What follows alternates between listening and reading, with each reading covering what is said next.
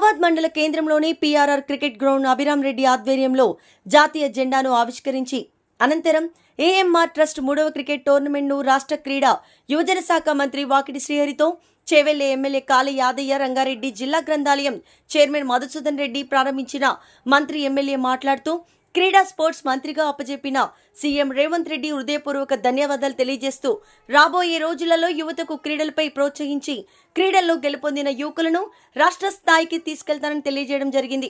క్రీడలు మానసిక ఉల్లాసాన్ని పెంచుతాయని ప్రతి ఒక్క యువకుడు క్రీడలని అలవర్చుకోవాలి. రాష్ట్ర ముఖ్యమంత్రి క్రీడలకు ప్రోత్సహిస్తూ పాఠశాలల్లో స్పోర్ట్స్ టీచర్లు ఏర్పాటు చేయాలని సూచించారు. విద్యార్థులకు చదువుతో పాటు క్రీడలు ఎంతగానో ఉపయోగపడతాయని అన్నారు. అవకాశం ఉంటుంది. ఈ 3.5 సంవత్సరాల్లో ఎంత చేయగలుగుతామనే ఆలోచన మనకుంది. మరి అంతే మాదిరిగా మన ప్రియతమ ముఖ్యమంత్రి రేవంత్ రెడ్డి గారు కూడా ఒక స్పోర్ట్స్ గా గతంలో ఒక ఫుట్బాల్ ప్లేయర్ కాబట్టి ఆయన కూడా దీని పట్ల ఒక ప్రత్యేకమైనటువంటి ఆలోచన విధానం ఉంది. నేను అందుకే ఈ షాబాద్ మండలం ఉన్నటువంటి యువకులకు అదే మాదిరిగా మరి చేవెళ్ల కాన్స్టిట్యూన్సీకి సంబంధించినటువంటి ఈ మిగతా మండలాలు ఏవైతే షాబాద్ గాని చేవెళ్ల గాని మొయినాబాద్ గాని శంకర్పల్లి గాని నవాబ్పేట గాని ఈ నియోజకవర్గంలో ఉన్నటువంటి యువకులకు క్రీడా ప్రేమికులకు కొద్దిగా వాళ్ళని చూస్తా ఒక నిమిషం మీరు మధ్యకరండి. క్రీడా ప్రేమికులు మీరు కోరుతారు ఏ చేవల్ల ఏ కుగ్రామంలో లేదా ఏ మండలంలో ఏ క్రీడాకారుడు తన నైపుణ్యాన్ని బయటికి తీస్తే ఆయన్ని ఈ చేవెళ్ల కానించి గచ్చిబౌలి కానించి ఈ రాష్ట్రానికి ఆడిపించే అవకాశం ఎందుకుందో ఒకసారి గుర్తు చేసుకోవాలి.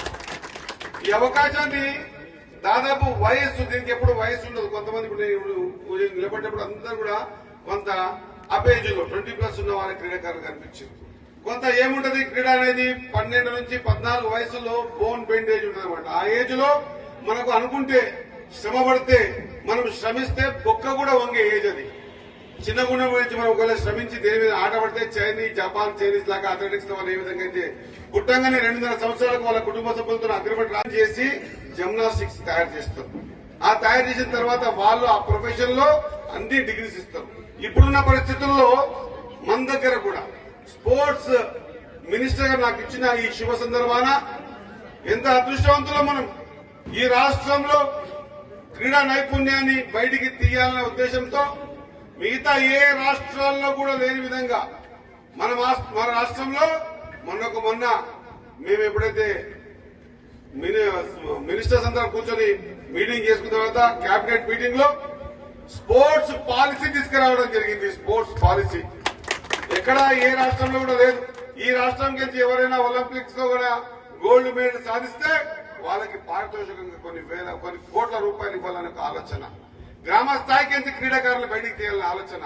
గ్రామకాయ స్థాయి ఒక్కటే కాకుండా స్కూల్లో కూడా మళ్ళొక్కసారి సీఎం కప్ అని ఏర్పాటు చేసి డిఫరెంట్ ఆఫ్ స్పోర్ట్స్ ఆడిపించి వాళ్ళని ఆ స్కూల్ కించి గ్రామానికి మండలానికి నా నియోజకవర్గానికి ఆ నుంచి జిల్లాకి రాష్ట్రానికి దేశానికి ఈసారి ఎంతో మంది క్రీడాకారులు బయటకు వచ్చారు. కాబట్టి నేను మీ అందరితో కోరుతా ఉన్నా ఇక్కడ రాని క్రీడాకారులను కూడా మీ మండలంలో మీ షాబాద్ లో కానీ లేకపోతే చేవల నియోజకవర్గంలో ఎవరైనా ఉంటే ఖచ్చితంగా మీరు వెతికి బయటికి తీయండి.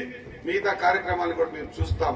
ప్రతి స్కూల్లో కూడా ఒక స్పోర్ట్స్ టీచర్ ఉండే విధంగా ఒక పీఈటీ ఉండే విధంగా కొన్ని కార్యక్రమాలు తీసుకుంటా ఉన్నాం. కాబట్టి మీరందరం కూడా మనమందరం కూడా ఇలాంటి ఆలోచన విధానం ఉన్నటువంటి మన ప్రియతమ ముఖ్యమంత్రి రేవంత్ రెడ్డి గారికి మనస్ఫూర్తిగా హృదయపూర్వకంగా గట్టిగా చప్పట్లు కొట్టి ఆయనకి స్వాగతం ఇవ్వవలసిందిగా మరి ఈ స్పోర్ట్స్ పాలసీ తీసుకున్నందుకు ఆయనకు చప్పట్లు కొట్టి మనం కృతజ్ఞతాభావం తెలుపవలసిందిగా మీ అందరితో కోరుకుంటూ అదే మాదిరిగా మరి ఒక తండ్రి తన కొడుకు క్వాలిటీస్ గురించి చెప్తా ఉంటే ఒక వేదిక మీద ఇగో నా కొడుకు ఈ విధంగా ఆలోచన చేసిండు పరీక్ష రాసే టైంలో రాత్రి